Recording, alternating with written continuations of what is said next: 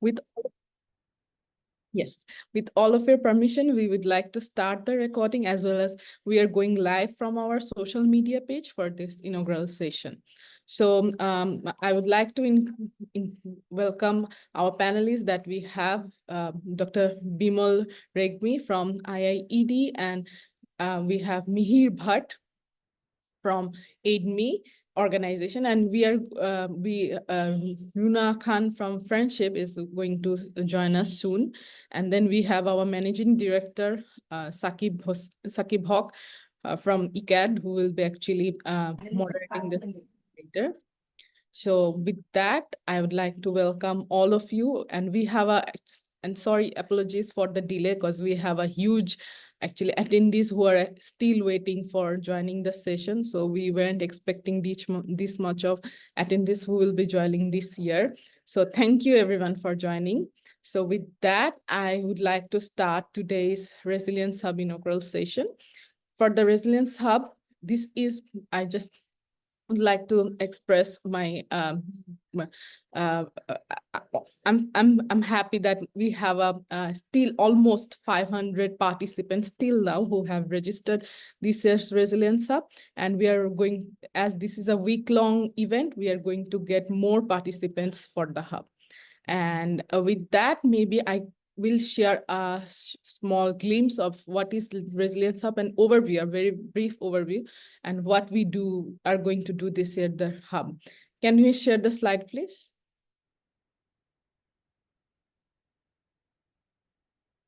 The first slide. Yes, thank you. So can you go to the next slide? So yes, so for backgrounds, Resilience Hub basically is an event or an tool for the Global Resilience Partnership. They actually host the Resilience Hub, and they invite partners from different regions to actually hold regional hub. And for the South Asian Regional Hub, ICAT is the managing partner. We also have managing partner in Pacific, like Avina Foundation is the managing partner for Pacific Hub. And then African, we have South-South-North organization is the actually leading the region African Resilience Hub. And for the South Asian Resilience Hub, it is basically a virtual platform where we get to, where we provide actually platform to organization who actually want to share their stories of resilience, who want to share their stories of adaptation. And it is a dynamic platform actually dedicated to addressing the increasing impact of climate change by connecting a diverse range of stakeholders. We have civil society organization, a representative at the hub, is local grassroots organization, as well as we try to keep the academic institution in this hub. And this year, the hub will highlight resilience and adaptation with a focus on ramping up action and investment, aligning with 2030 agenda and advancing the Race to Resilience campaign. And with that, we also try to actually keep local constituencies at the center of the discussion, because they are the important and they are the one whose voice need to be actually accelerated through this type of platform actually. So the Resilience Hub actually tries to empower frontliners, leaders to share their adaptation strategies and engage with external knowledge. So this is more or less about the South Asian Resilience Hub. What we do is the objective of the hub. Next slide, please. So for the objective of the South Asian Resilience Hub, we actually, as I mentioned, we try to provide platform for the frontliners of climate impact in all their diversity to influence global goals on resilience. And as we are going ahead, the COP is coming. So we are actually trying to influence the global discussion through this hub. and then prioritizing regional learning in response to climate aspects, then to share practical resilience solutions that are implemented around the world by communities and global climate leaders in the global south. And lastly, it is a platform for collaborating with local organizations to share the responsibility of enhancing local capacity through initiative. It is basically a platform of networks where what we call is network of networks, so that relevant, like-minded researchers, practitioners, grassroots organization can come, share the ideas, can have actually add their value to the a higher level like COP and relevant conferences. Next slide, please. So this year, we are focusing basically on three themes. The first one is locally led adaptation.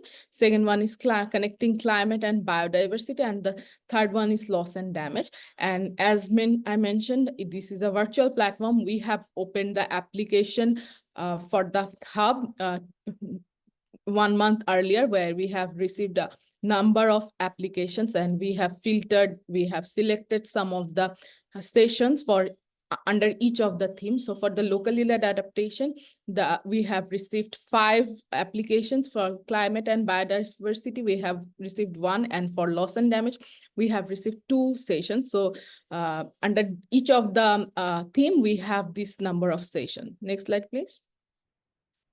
And then this is actually the event schedule that, as I mentioned earlier, this is a week-long event that's been scheduled, and we are going to start. Today's the inaugural session, and we are going to have 2 sessions tomorrow from IRI is going to host, and AIDME is going to host the session. After that, we have sessions from session partner UNCDF, local and UNDP, Manusher Jonno Foundation. We have session from Friendship on 12th September. And then we also have a session, in-house session from ICAT, which actually focuses on the current emerging problem, that is heat, which is a huge problem in the South Asian region. And then we have the closing session at the 13th September, where we have more discussions on how we can take these messages forward to COP29.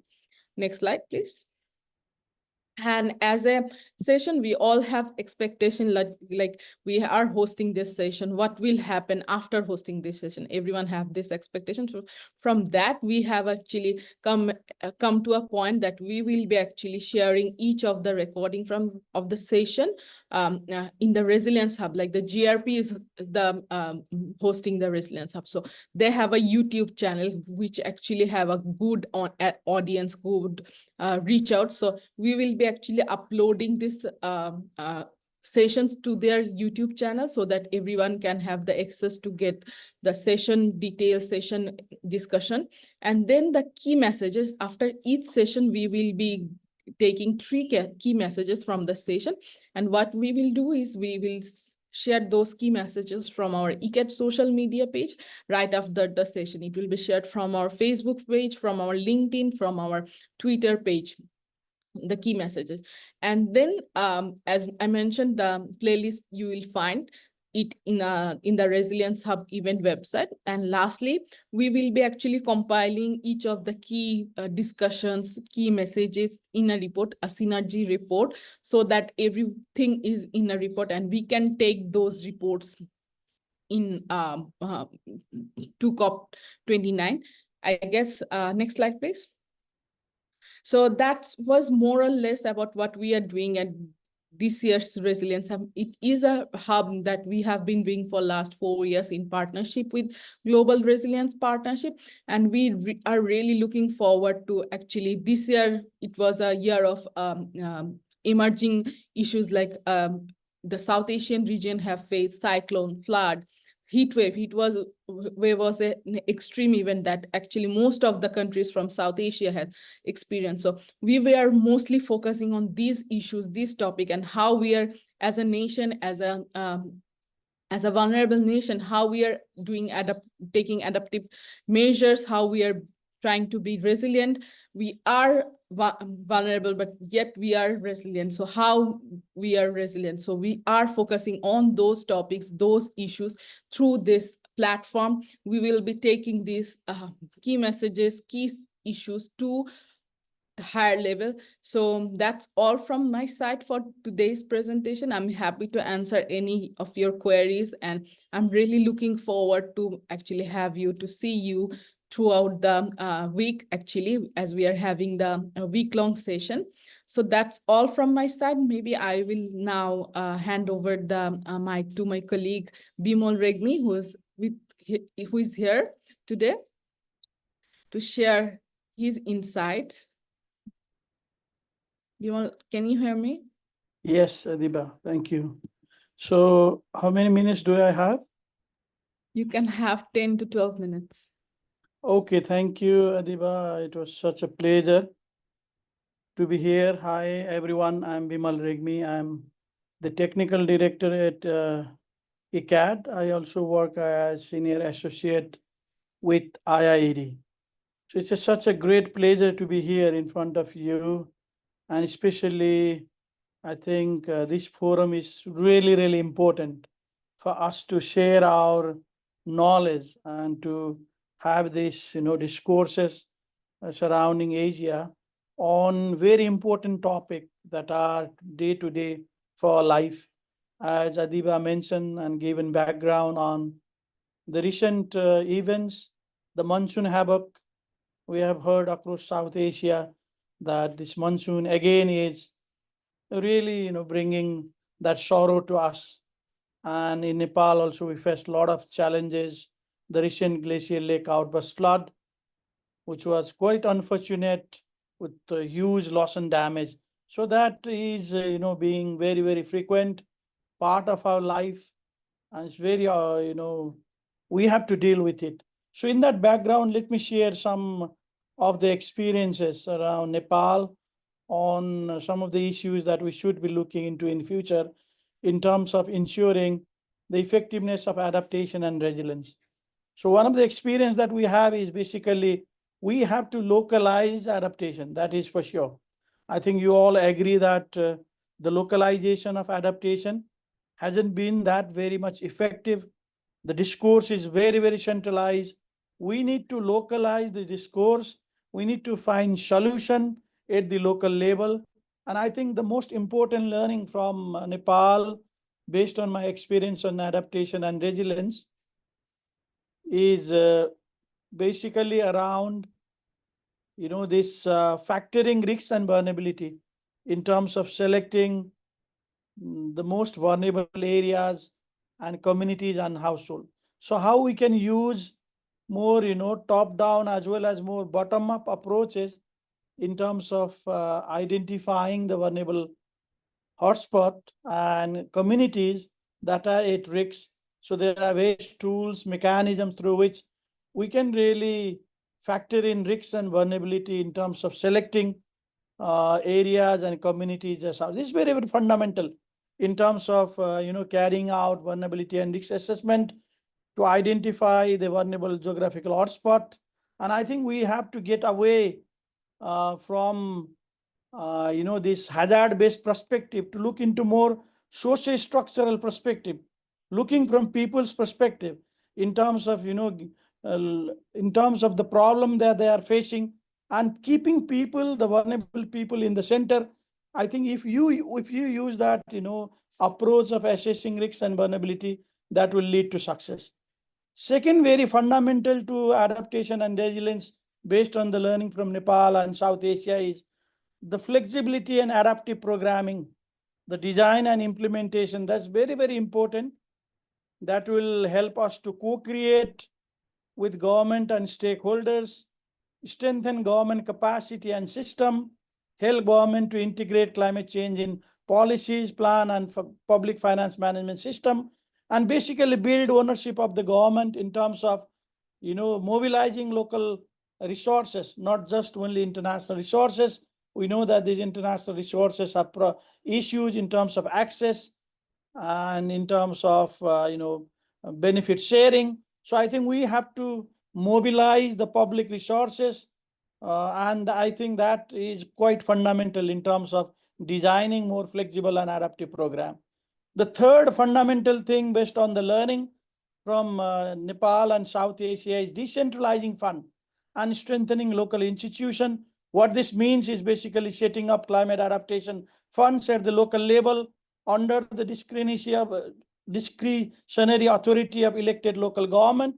But I think with transparent fiduciary mechanism and high level of accountability to local communities. This is very fundamental. Second is simplified process to facilitate locally led adaptation that involves startup time for approval, shorter startup time for approval, disbursement of funds, use of local actors in project design and delivery, and strengthening national capacity, basically at the local level in terms of improved access and delivery.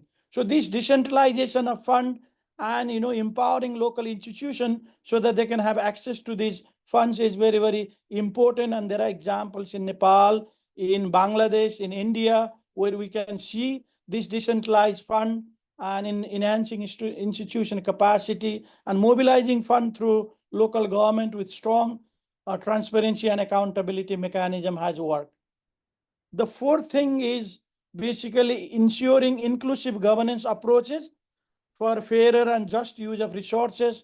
So this involves incentives to overcome gender-related social structural constraints to ensure greater participation of women, disabled, and other vulnerable households, robust beneficiary selection criteria that will be useful for disbursement of community resilience grant, and investing in locally managed organization, businesses, and supporting the most vulnerable.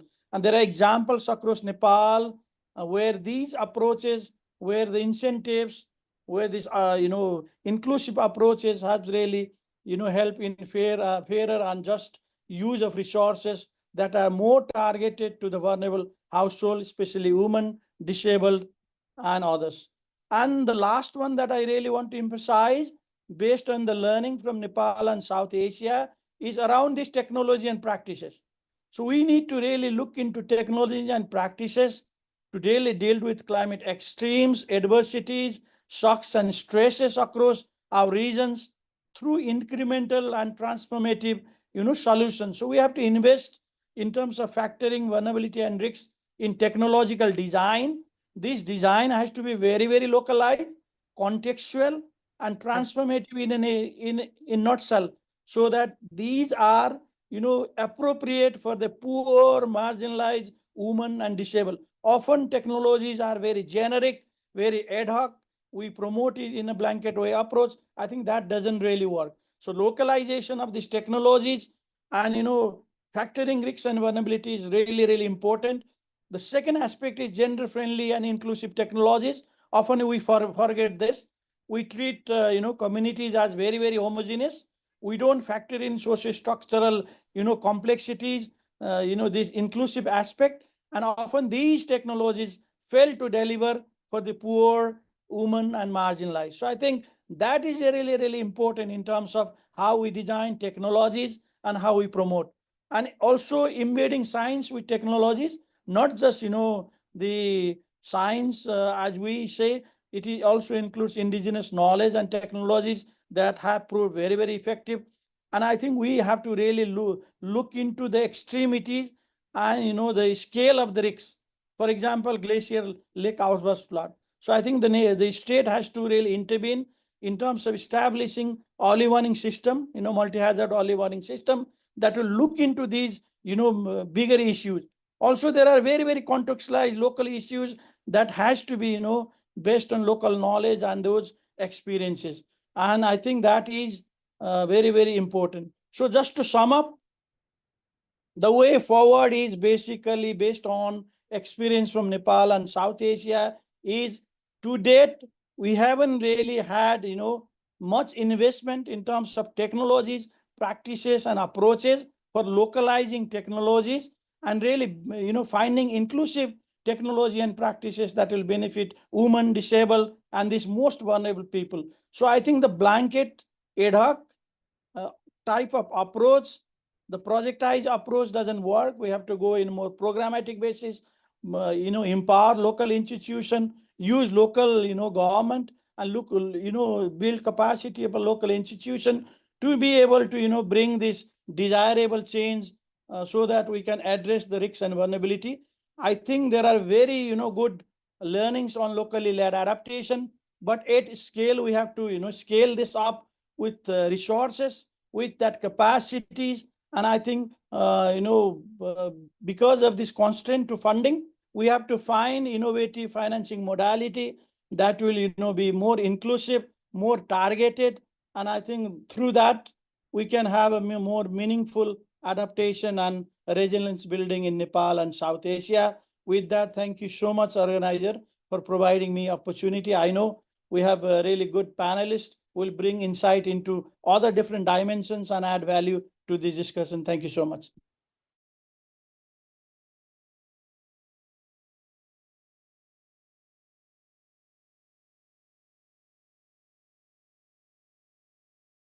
Adiba, we Yes. can't hear you. Yes, thank you. Thank you. Thank you, Go Vimal. ahead.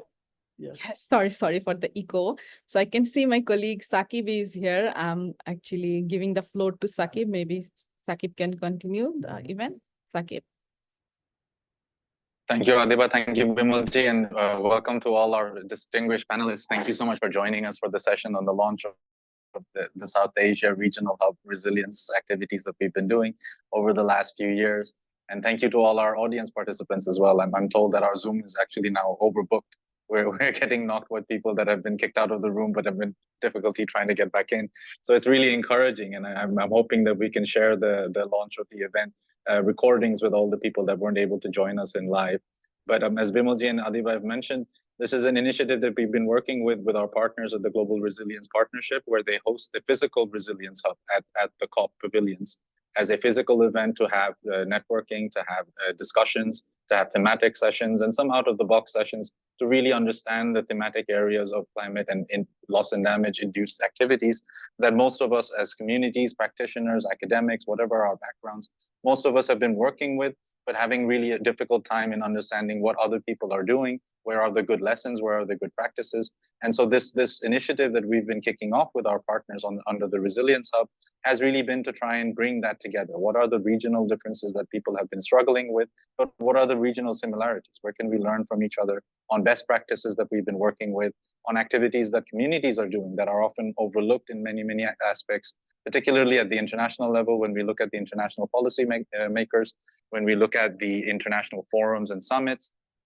when they come up with these decisions and treaties, oftentimes the community and activities that we've been dealing with on the ground as practitioners and researchers ourselves are a real gap in between. There's a big diasporic difference between the community members that are living and breathing through some of these activities, but also with the people that are making the laws and the initiatives that they need to be following, particularly when you're looking at the policies of how agencies can get applied, agencies can get access to funding, the type of support that agencies can request for. Community members and community networks are often overlooked in those chains. And it often falls to intermediaries such as ourselves and our partners from NGOs and INGOs and think tanks to be that sort of bridge in between. And there are many of us. There are loads of us working in various different sectoral areas, all of which are going to be very susceptible to the impacts of climate change. So whether you've previously worked on education or governance or poverty or on livelihoods, all of these areas will have a climate impact that you will need to be dealing with. There will be resilience issues that we need to be tackling to ensure that these sectors are not hit with the worst impacts of climate change.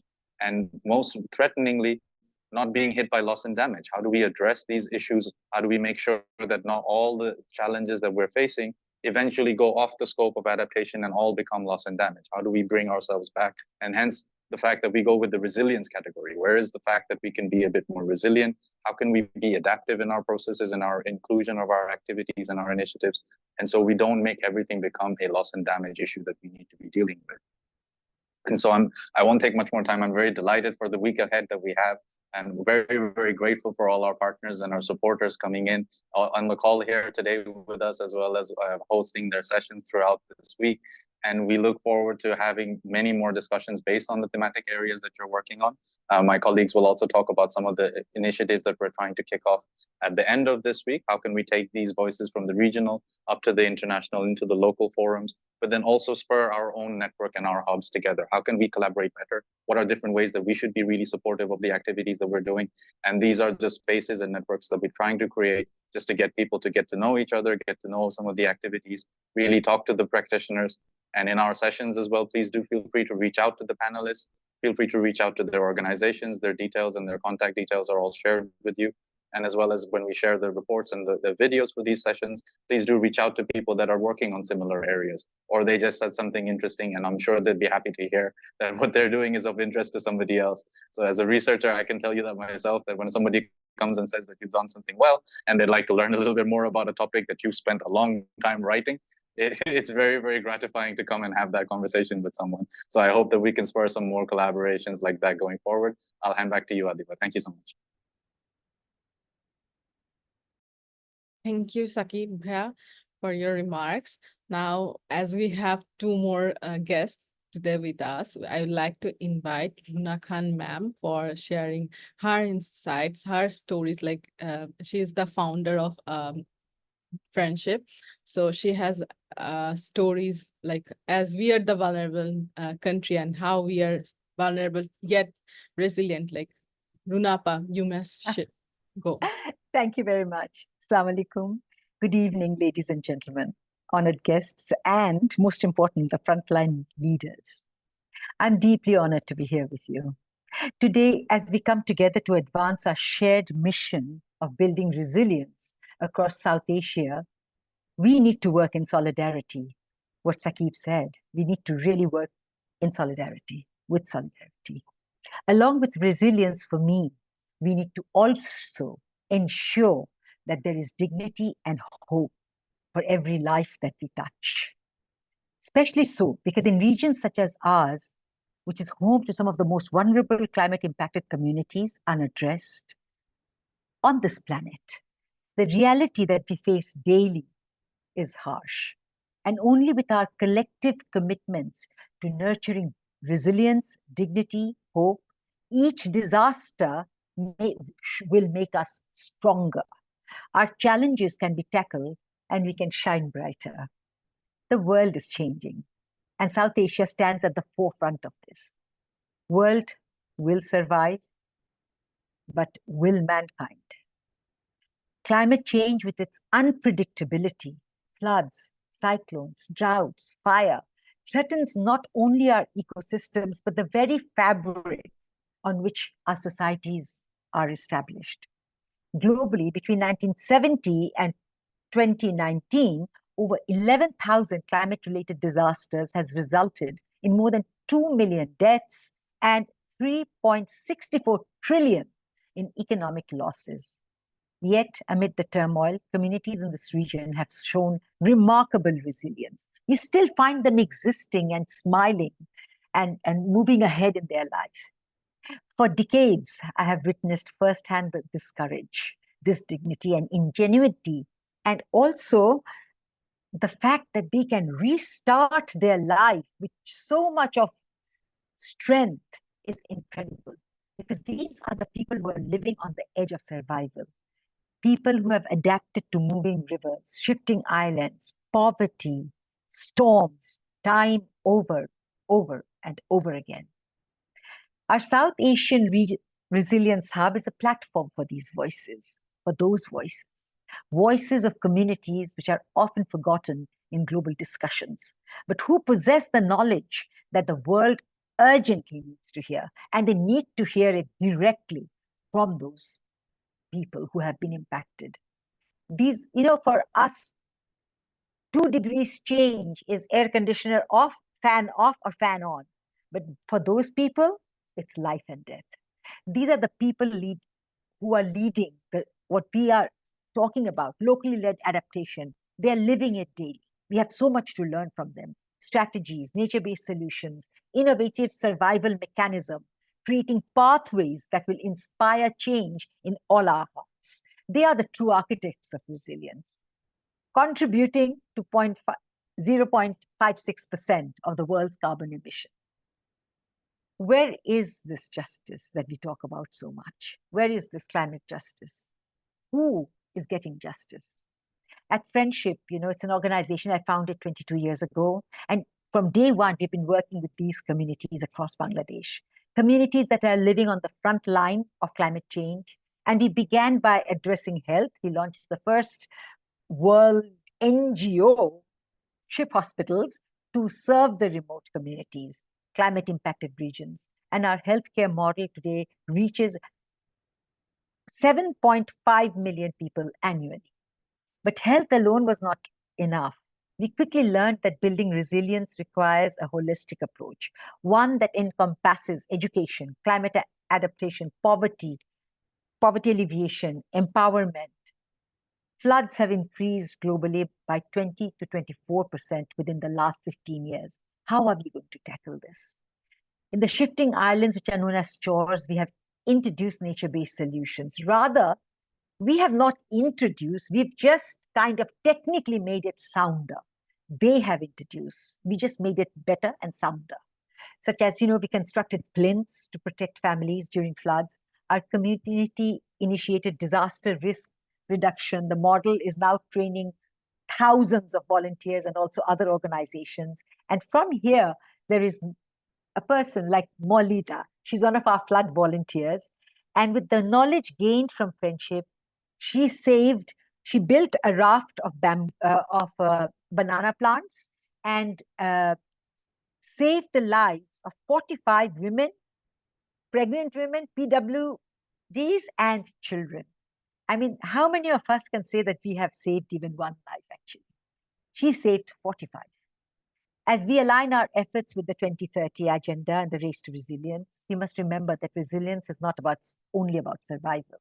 It's about respect for all life on this planet, our agility, dignity, hope, empowerment. It's about ensuring that no mother loses her child to preventable climate disasters, and no farmer needs to watch his crops being washed away without hope of any recovery. It's not about creating systems where local communities have the power to rebuild their lives. It is more giving to them opportunities which are existing, trying to fix those opportunities into something which is fruitful and bears fruition. And then that platform that they build, it will no longer be a quicksand. They can build on that platform which is created. At Friendship, we believe in the power of locally led solutions. Through our transitional funding transitional funding model, which is our climate funding model, we started this about 10 years ago.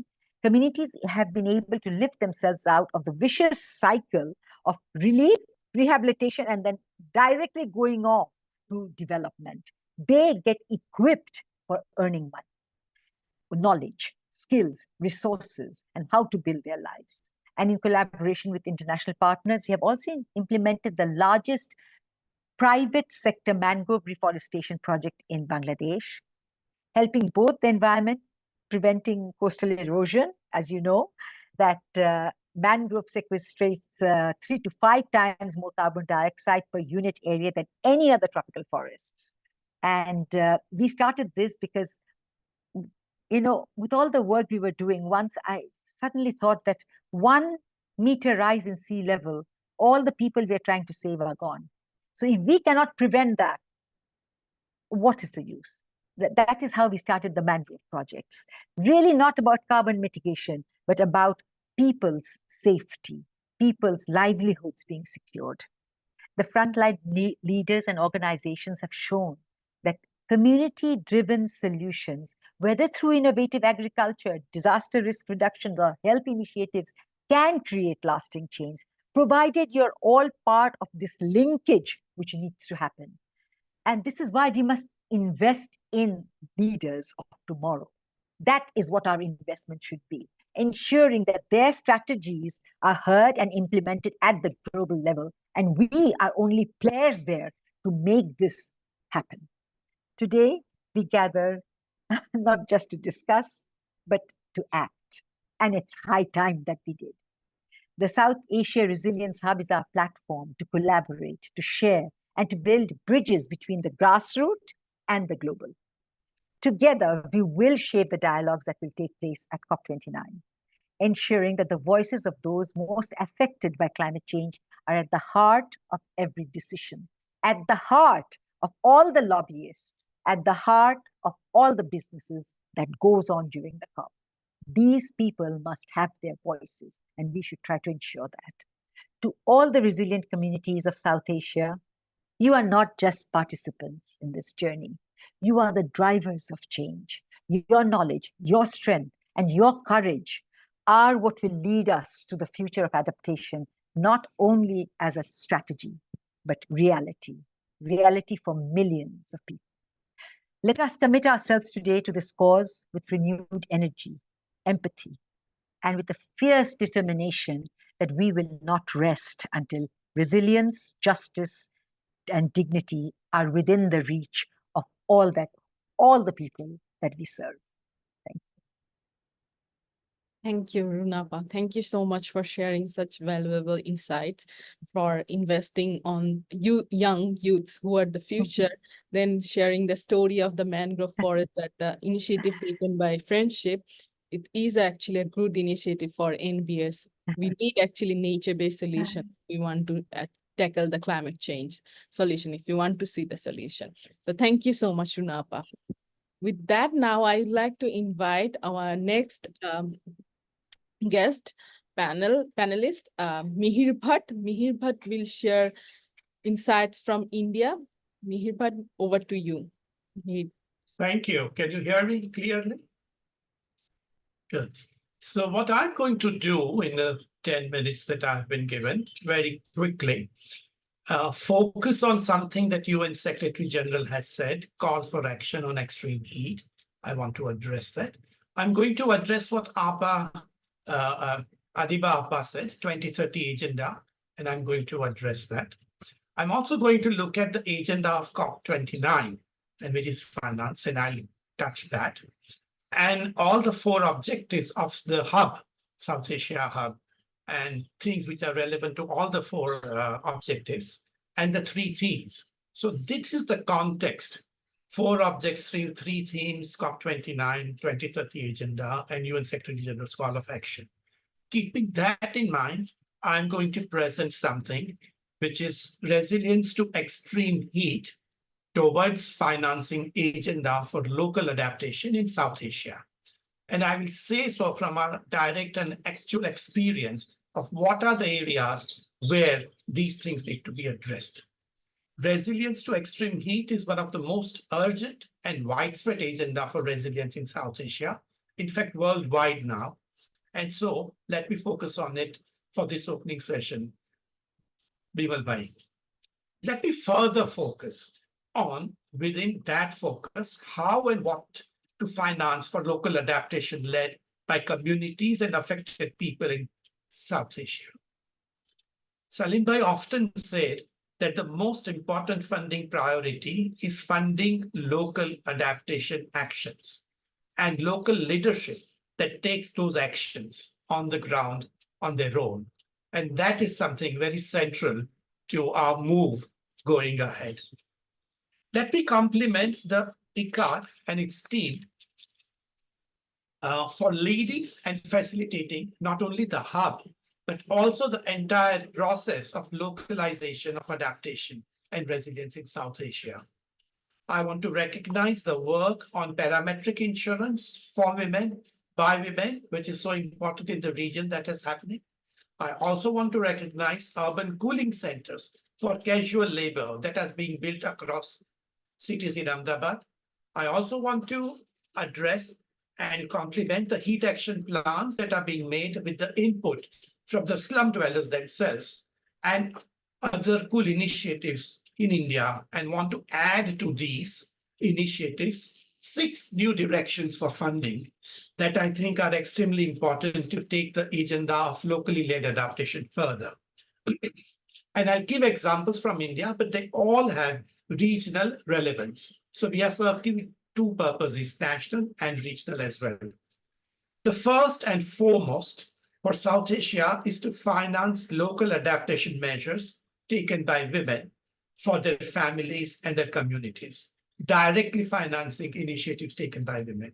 Without supporting their leadership, neither we will move closer to adaptation or even less to resilience.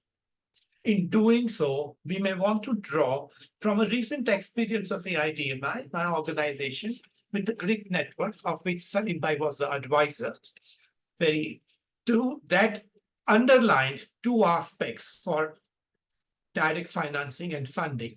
One is the intersectionality of gender, and second, women's co-creating the national policies. That how do the investment in women addresses intersectional aspects, and second, how women can be directly part of the national plans that are being made for resilience building. That's first. Second, we may want to look at financing for inclusive governance of and around extreme heat, where the affected community has a voice and agency both. To start with, to build on and take ahead what scientists and policymakers have achieved so far.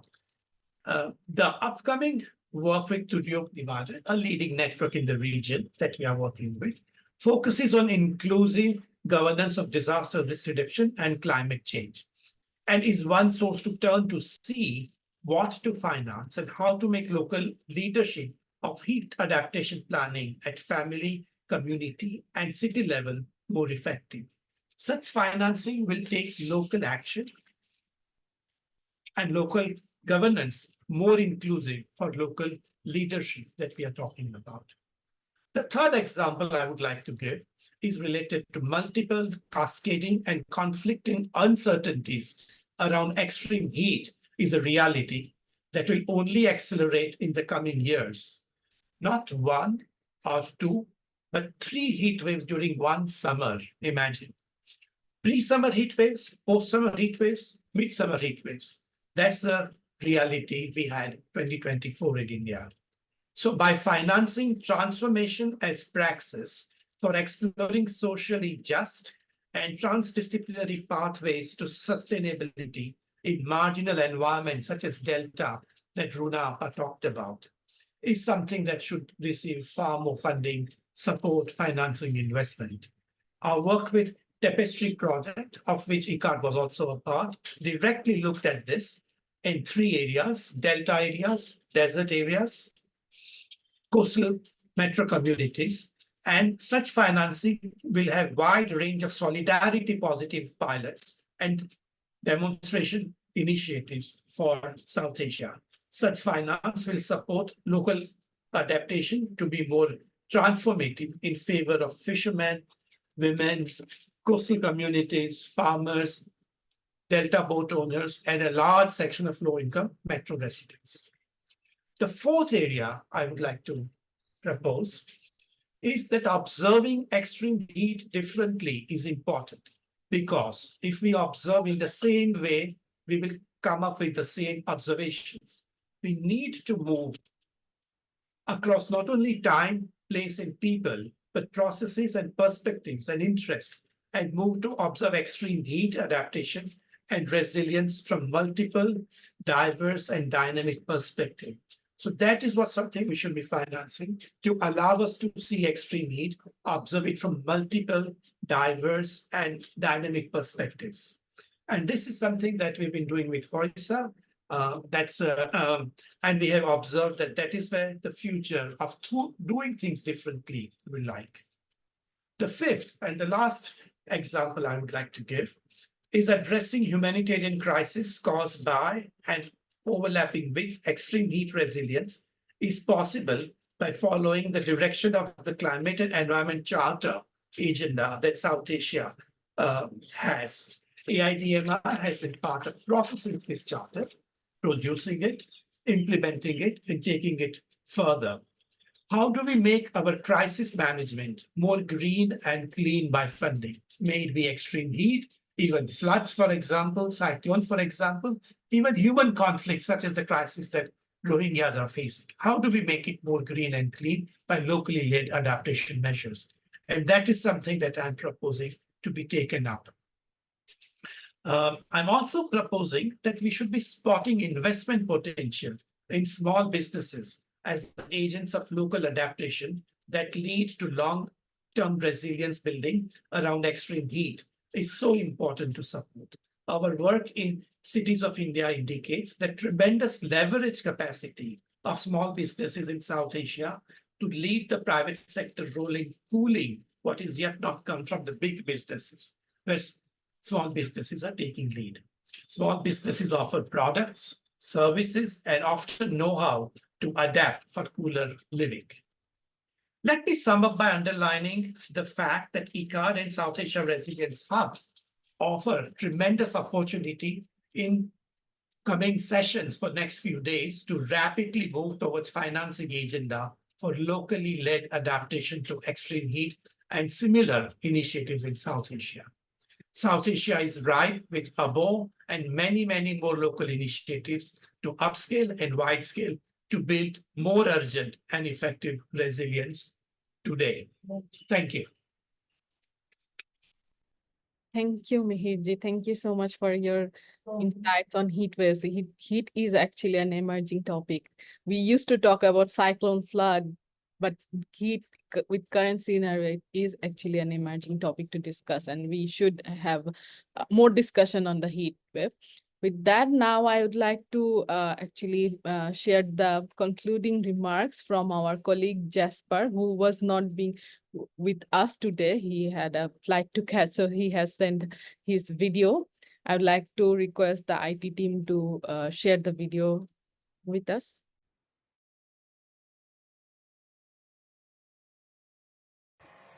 Hello, I'm Jesper Hornberg, the CEO of GRP. First of all, apologies for not being with you in person today. I'm in the middle of travel, so I had to do this pre-recorded and send to you. I'm supposed to give a bit of a closing remark, which is a bit tricky, I find, since I haven't been part of the discussions so far, but I do know what you're talking about, and it's something that's very close to my heart, as it is yours. We've seen a lot of disasters across South Asia, flooding, heat wave, and it's not something that's getting better. We also see that this has been the hottest year so far on record. So it's not enough to work on just mitigation. We have to work on resilience. Now, that resilience, in my mind, has to be locally led. From GRP's perspective, we're talking about things like connectivity, inclusivity. I think that's one of the most important ones. Adaptive learning. We don't want to do the same thing over and over again. Diversity, really inclusive, but also diverse. Make sure that it's everyone at the table when we discuss. And then building in a capacity for redundancy. Now, I mentioned that this is linked to the locally led aspects, and I think that is absolutely critical. And I also think that there's an additional element that we need to look at, which is trust, because we have to work together. There is no way we can address these things on our own. I think the role of the Resilience Hub as a platform is very important. We can create opportunities for radical collaboration across different sectors, across different stakeholders. We need to bring in the informal actors. I know that we are already, but we need to see more of it, and we need to blend that with the formal actors. So what you do is very, very important. Your voices from the region is a critical element in pushing this forward. So thank you very much for all your good and very fruitful discussions, and I look forward to hearing more about them, and I look forward to engaging and seeing all of you in due course. Thank you.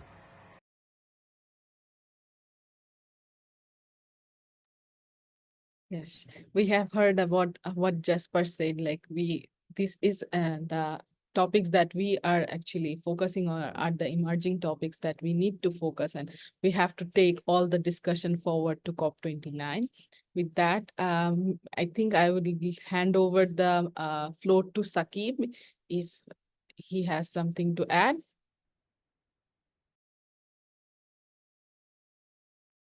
Thank you, Adiba, and thank you to all our distinguished panelists, as well as our guests that weren't able to join us, but also to be able to join us in spirit through a video. I think, as we've heard, that there are a number of really critical points. As Mir sir also mentioned, there's a number of emerging topics that haven't really been covered, heat being one of the particular ones that even in Bangladesh, It was always a trouble, always a climate impact that was being discussed, but never really identified, and having such prolonged periods of impacts that we've been seeing over the last few years. This year in particular, we've had some unprecedented number of heat waves where schools and offices and a lot of other activities across the economy sectors really had been impacted very, very hard. And that's something that's going to be coming up as an upcoming challenge if we're not really able to tackle that and look into some of the areas of other people, other countries, other communities, how they've managed to deal with it at a minor level, but then what are the ways of scaling up those best practices and what really are those initiatives and activities that communities are working on. So that being one of the taster sessions, unfortunately, one of our colleagues that was working on some of those areas was shortlisted for the panel, but wasn't able to join us in person. But we hope that their session and their topics is something that people can follow on with. So after today's call, I believe Adiba and our team will also be following up with the upcoming session. So please do look out in your emails if you haven't previously registered. Do look into the activities that are happening throughout the week.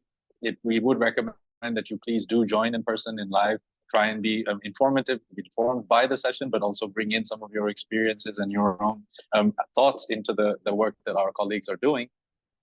But if you're not able to join in person, the benefit of doing it all online, all virtually, is that you're able to follow the recordings at a later date. So again, we hope that that's some way that we're able to keep our collaborations even in our busy times. As we know, this week might not be something that everybody has blocked in their agenda. Would hopefully, in years to come, whenever you see the flyer for the South Asia Regional Hub, please do book out the week for the activities that are coming through. And we look forward to many of the collaborations coming. I'll end with that. Adiba, if there are any further notices from our side, I'll hand back to you.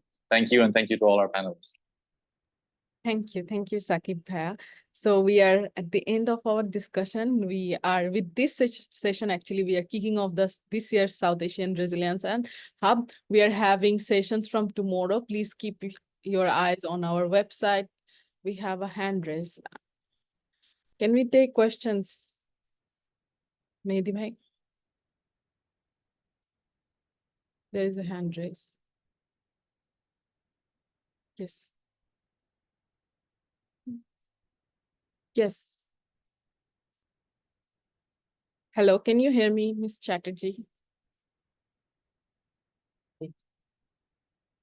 You can also drop your text or your query in the chat box. You are also, we gave you the chance to talk. You may also leave your message in the chat box.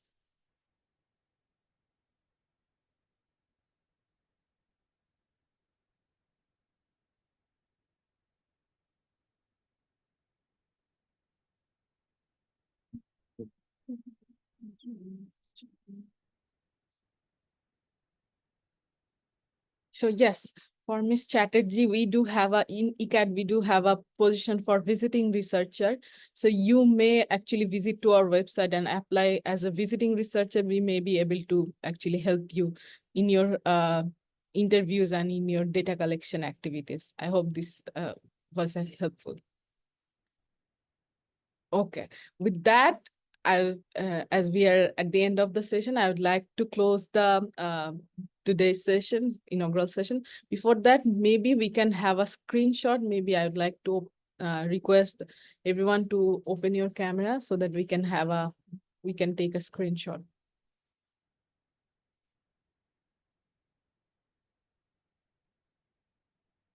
Okay, I think everyone can smile.